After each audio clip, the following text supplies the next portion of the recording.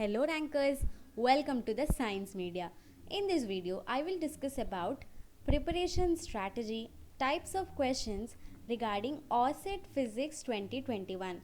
So without any further delay, let's get started. First is preparation strategy. ఒక exam రాసేటప్పుడు కంపల్సరీగా ranker అనేవాళ్ళు ఒక స్ట్రాటజీ ఫాలో అవ్వాలి, కొన్ని టిప్స్ ఫాలో అవ్వాలి. సో అన్నీ కూడా నేను ఈ వీడియోలో మీతో డిస్కస్ చేస్తాను.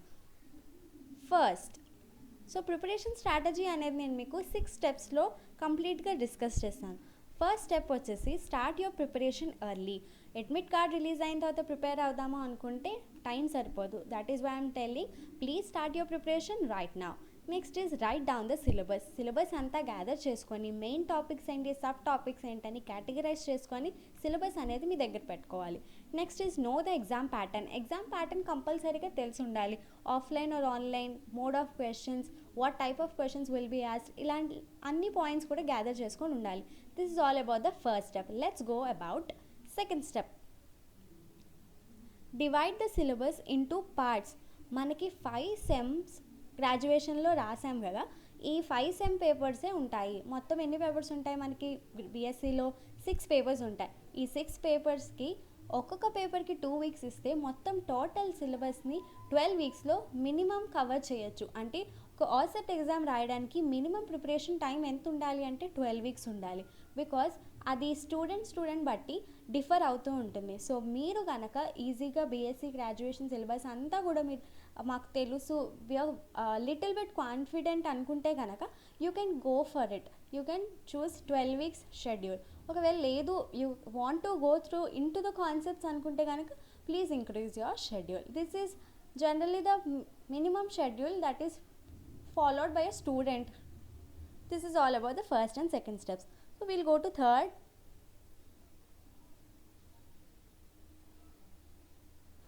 Get best guidebooks or practice books or subject books. Guidebooks, practice books, subject books అని నేను 3 typesగా categorize చేశాను. Guide books are nothing but apart from our graduation syllabus books, we have some other writers who write their books regarding OSET Physics 2021. OSETలో మనకి questions ఎలా repeat అయ్యాయి, ఏ టాపిక్స్ని ఎక్కువగా repeat చేశారు, ఏ topics నుంచి numericals ఎక్కువ ఇచ్చారు అనేది డిస్కస్ చేస్తూ కొన్ని పబ్లికేషన్స్ వాళ్ళు బుక్స్ రిలీజ్ చేస్తారు. దాన్ని గైడ్ బుక్స్ అంటారు. అండ్ అవి రిఫరెన్స్గా మనం యూస్ చేసుకోవచ్చు. I'm repeating, please use it for a reference. And next is practice books. అంటే మీ ఓన్ హ్యాండ్ రిటర్న్ నోట్స్ని ప్రాక్టీస్ బుక్స్గా అనుకుంటాము. దీని గురించి నేను నెక్స్ట్ స్టెప్లో కంప్లీట్గా డిస్కస్ చేస్తాను. సబ్జెక్ట్ బుక్స్ అంటే ఏం లేదు, బీఎస్సీలో మీరు ఏదైతే బుక్స్ ఫాలో అయ్యారో మీ సెమ్ క్లియరెన్స్ గురించి మీరు ఫాలో అయిన బుక్స్ అనే సబ్జెక్ట్ బుక్స్ అనుకుంటారు. ఈ సిలబస్సే మనకు ఆసెట్లో ఉంటుంది కాబట్టి ఈ బుక్స్ గ్యాదర్ చేసుకొని మీ దగ్గర పెట్టుకోవడం అనేది very important. Next fourth step,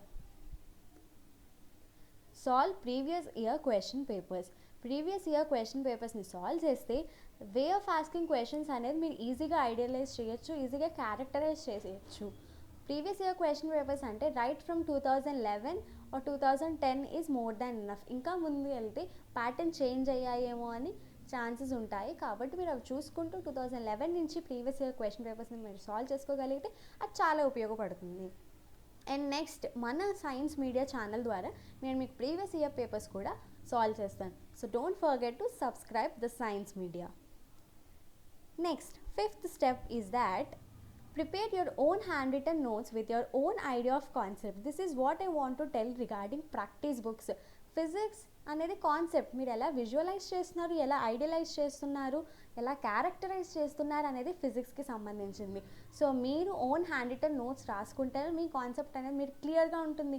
ఒకవేళ బిట్స్ అనేవి, క్వశ్చన్స్ అనేవి కాన్సెప్ట్ పరంగా వచ్చినా, న్యూమరికల్ పరంగా వచ్చినా కూడా మీరు ఏదైనా ఈజీగా సాల్వ్ చేయగలుగుతారు. That is why I'm saying please prepare your own hand written notes with your own idea of concept. This is fifth step. Let's go to the sixth step. Revision is the key. Revision అనేది చాలా important. మనం ప్రతి పేపర్కి 12 days schedule ఇచ్చాం, అంటే 2 weeks ఇచ్చాం. We have given 14 days right. So 14 డేస్లో మనం 12 డేస్ వరకు ప్రిపేర్ అయ్యి 13th and 14th day revision చేసుకున్నాము అనుకుంటే ఈ పాయింట్స్ అనేవి టిల్ యువర్ ఎగ్జామ్ మీరు ఈజీగా గుర్తుపెట్టుకోవచ్చు. That is why I'm saying please do revision at the end of your weekly capsules అనమాట. వీక్లీ టైంలో మీరు కంపల్సరీగా రివిజన్ చేసుకోండి. Make sure of weekly capsules. Weekly capsules అంటే ఏం లేవు, ఏదైతే మీరు ఇప్పుడు దాకా 12 days చదువుకున్నారో ఈ 13th and 14th డేలో మోడల్ పేపర్స్ చదువుకోండి, మోడల్ పేపర్స్ చెయ్యండి. సాల్వ్ చేస్తే మీకు టైం మేనేజ్మెంట్ తెలుస్తుంది. అట్ ద సేమ్ టైం మీరు ఏవైనా పాయింట్స్ మీ ప్రాక్టీస్ ఆర్ రివిజన్ టైంలో మిస్ అయినా ఈ మోడల్ పేపర్లో మీరు కవర్ చేయొచ్చు. That is why I'm saying make sure of weekly capsules. This is all about the preparation strategy. Now let's talk about the types of bits. Types of bits అంటే పేపర్లో ఇప్పటి వరకు కూడా ఏ ప్యాటర్న్లో మనకి క్వశ్చన్స్ వస్తున్నాయి అంటే 3 types అని చెప్పచ్చు. First is direct formula bits. అంటే డైరెక్ట్గా మనకు క్వశ్చన్ అడిగేస్తారు, like differential form of Gauss law is అని.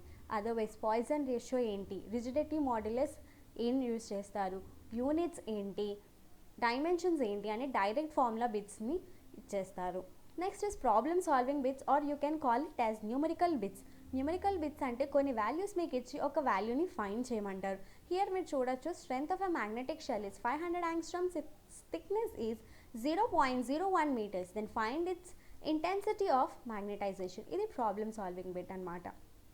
నెక్స్ట్ వచ్చేసరికి కాన్సెప్చువల్ బిట్స్. ఈ క్వశ్చన్స్కి వచ్చేసరికి ఏదైతే కాన్సెప్ట్ మీరు చదువుకున్నారో ఆ కాన్సెప్ట్ బేస్డ్గా ఒక క్వశ్చన్ ఇస్తారు. అంటే ఇప్పుడు వరకు మీరు చదివిన కేసు కాకుండా ఒక డిఫరెంట్ కేసు ఇచ్చి దానిలో మీకు 4 ఆప్షన్స్ ఇచ్చి ఒక ఆప్షన్ని కరెక్ట్ ఆప్షన్ని చూస్ చేయమంటారు. ఇక్కడ ఎగ్జాంపుల్ చూస్తే dielectric material is placed between the 2 plates of a condenser, then the potential between the plates will be.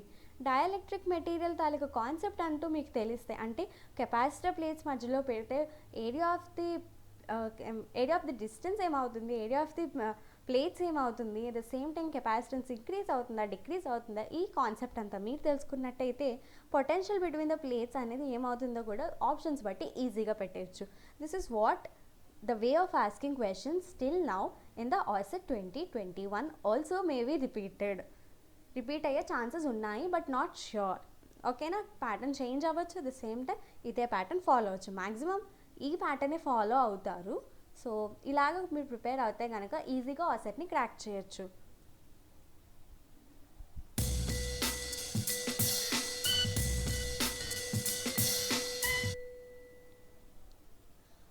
So ఇలాంటి వీడియోస్ మిస్ అవ్వకుండా ఉండడానికి please subscribe the science media and please like, share the science media. Thank you.